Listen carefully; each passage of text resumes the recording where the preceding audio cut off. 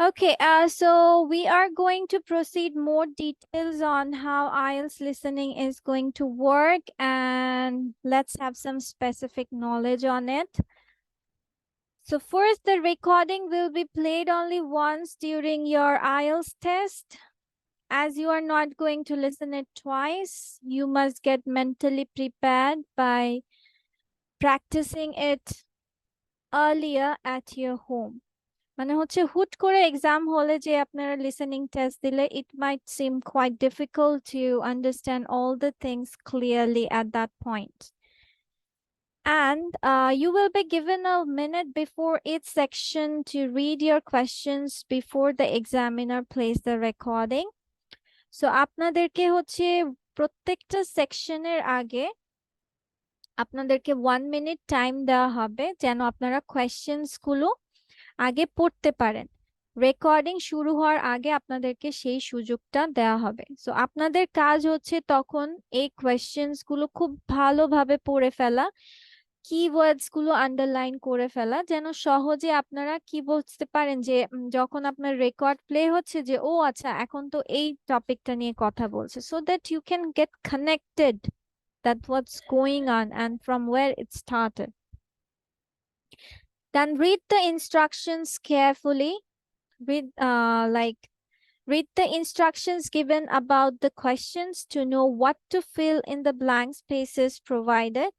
If the instruction says a number, your answer should be a number. Like a date or number is considered one word.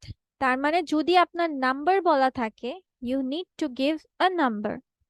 Word বললে word.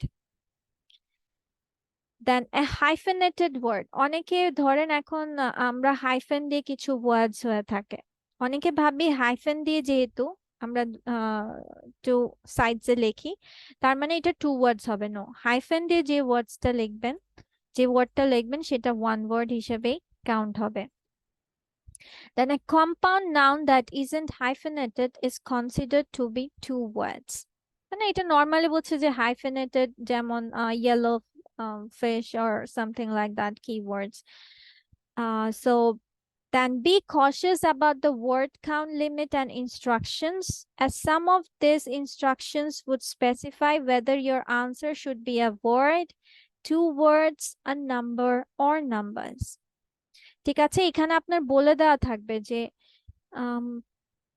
your answer should be one word, মানে এক শব্দের, না হয় দুই শব্দের, না হয় হতে পারে 2 থেকে 3 শব্দের, না হয় একটা নাম্বারের অথবা নাম্বারসের। সো আপনাদেরকে সেই প্রশ্নগুলো খুব ভালোভাবে কেয়ারফুল থাকতে হবে। যদি আপনার ওয়ান ওয়ার্ড বলেছে আর আপনারা 2-3 ওয়ার্ডস লিখে ফেলেছেন, তাহলে আপনার ওইটাই মার্কস কাটা। হ্যাঁ, অনেকে আবার ভাবেন যে 2-3 ওয়ার্ডস বলেছে কিন্তু আমি তো ওয়ান ওয়ার্ডে আনসার করেছি, তাহলে কি আমারটা ভুল যাবে? না, 2-3 ওয়ার্ডস আপনার বেশি দিলে আপনি ওয়ান ওয়ার্ডেও কমপ্লিট করতে পারবেন।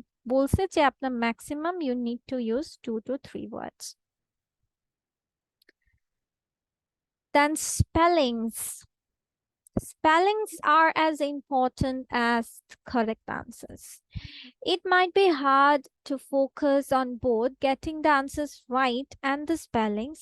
So focus on the spellings only when you transfer the answers to the listening answer sheet.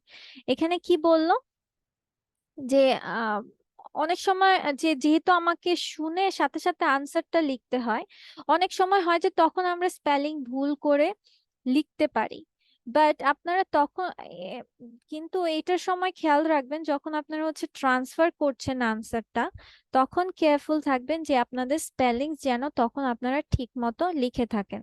প্রথমে রাফ করলে ইটস ফাইন, তখন আপনার সবচেয়ে আরো ভালো অপশন হয় যে আপনারা যদি শর্ট শর্ট টার্মস ইউজ করেন। যেমন ধরেন এখন আপনি প্রবলেম শব্দটা লিখবেন, এখন এখন আপনাকে তো শুনে তাড়াতাড়ি রেসপন্স করতে হবে, because they will go with other questions at the same time. So ধরেন এখন আপনি হচ্ছে প্রবলেম পুরোটা না লিখে পিআরবি লিখলেন, পিআরবি দিয়ে আপনি বুঝতে পারছেন যে প্রবলেম বানানটা আছে, but make sure at the end of the writing আপনি আনসার্স গুলো কিন্তু পিআরবি দিয়ে চেঞ্জ করছেন না, প্রবলেম পুরোটা লিখে নিচ্ছেন। Then be prepared for long gaps between answers or 3 to 4 answers to come one after the another. মানে হচ্ছে একটার পর যখন আপনার 3-4টা একসাথে আনসার করা হয় এর মাঝখানে আপনাদের একটা গ্যাপ পড়ে যায়, গ্যাপ তারা দেয়, মানে একটা টাইম দেওয়া হয়, বা দেখা গেছে যে আপনারা হচ্ছে কিছু মিস আউট করে গেলেন, বাট এটার জন্য আপনাকে মেন্টালি প্রিপেয়ার থাকতে হবে যে ওকে যদিও হয় বাট আমি তো শুনেছি।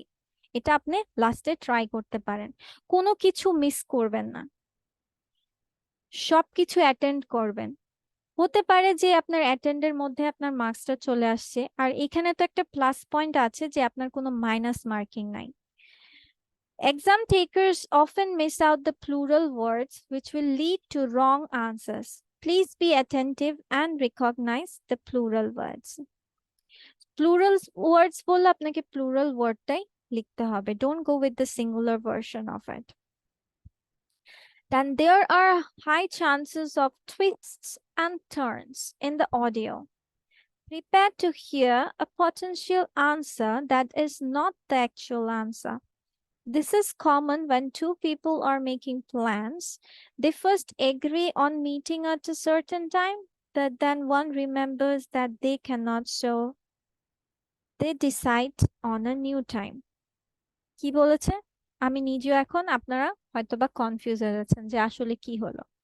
মানে এখানে বলছে যে আপনার যখন রেকর্ডিং, মানে একটা কনভারসেশন হলে তো কত ধরনের হতে পারে তাই না, যে ইন্টারফারেন্স হতে পারে, বা এমনও আছে, ধরেন এখানে এক্সাম্পলটা আপনাদেরকে এইভাবে দিয়েছে।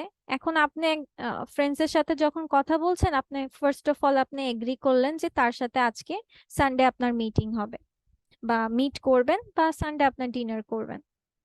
পরে শেষে কথাবার্তার মানে আপনাদের স্কেডিউল ডিসকাস করলেন, বা হচ্ছে কোনো কিছু কথার পারপাসে আসলেন যে না ঠিক আছে সানডে মিটিংটা হবে না, আপনি আমরা নেক্সট দিন ডিসাইড করছি। সো এরকম তারা এরকম ইনফরমেশন বলে, প্রথমে হ্যাঁ বলে বা প্রথমে না বলে পরে তারা হ্যাঁ বলে। তো এরকম করে আপনাকে কনফিউজ করার ট্রাই করবে বা এডিশনাল ইনফরমেশন দিবে, but you need to be mentally prepared. Then take care when you transfer your answers and pay attention to the word limit to make your answers on your answer sheet. Same আগের কথাটাই, এটাই word limits গুলো একটু খেয়াল রাখবেন যে 1 word না 2 word এগুলো। Then multiple choice answers will ask for a letter like A, B, C, D. Write the letter and not the corresponding answer. এখন দেখেন অনেক সময় আপনার প্রশ্নে বলবে কি জাস্ট লেটার্স গুলো লিখতে, মানে এবিসিডি লিখতে।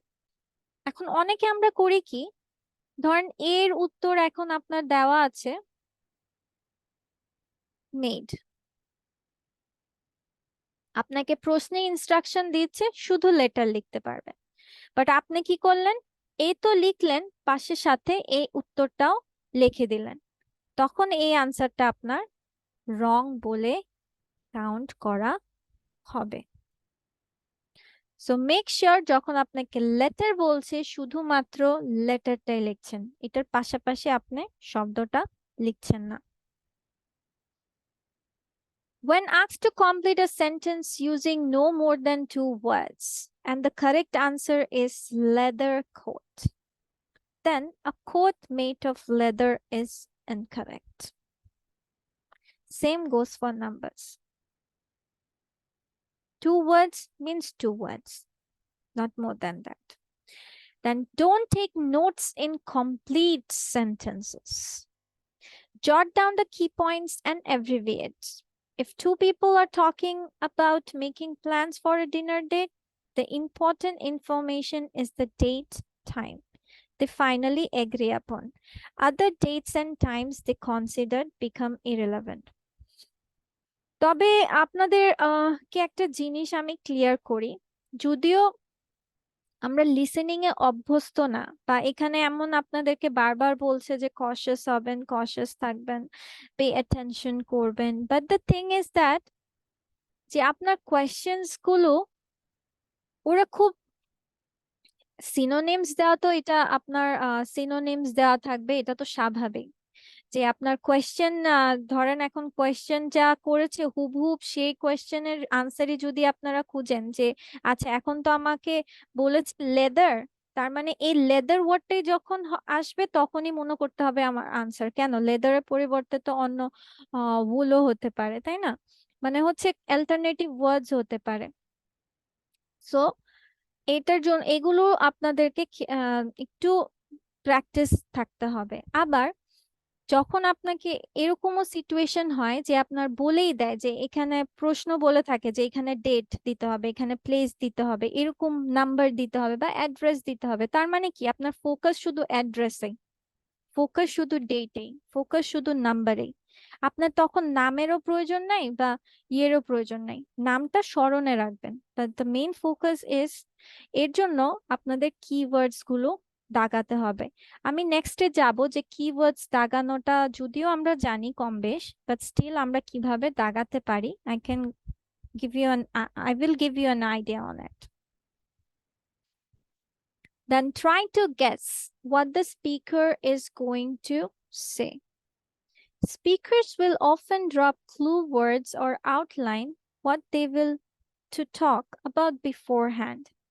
This gives you the ability to start your own outline to then fill in. Try to guess what the speaker is going to say. How is it even possible? তাই না? কিন্তু এটা possible কেন আমি বলি, কারণ হচ্ছে একে তো বিফোর স্টার্টিং রেকর্ডিং আপনার যখন কোয়েশ্চেনটা তারা শো করছে, কোয়েশ্চেন কিন্তু আপনার অলরেডি হাতেই থাকবে, ঠিক আছে? কোয়েশ্চেন আনসার শিট আপনাদের হাতে অলরেডি থাকবে। দ্য থিং ইজ দ্যাট, যে আপনাদেরকে তো 1 মিনিট টাইম তারা দিচ্ছে পড়ার, তাই না? কোয়েশ্চেন্স গুলো পড়ার কি প্রত্যেকটা টাস্কের বা সেকশনের আগে আপনার 1 মিনিট টাইম দিচ্ছে কোয়েশ্চেন পড়ার। তো অনেক সময় হয় না যে আমরা ধরেন এখন আমি অন্য একটা এক্সাম্পলে যাচ্ছি, যেমন ধরেন রিডিং কম্প্রিহেনশন।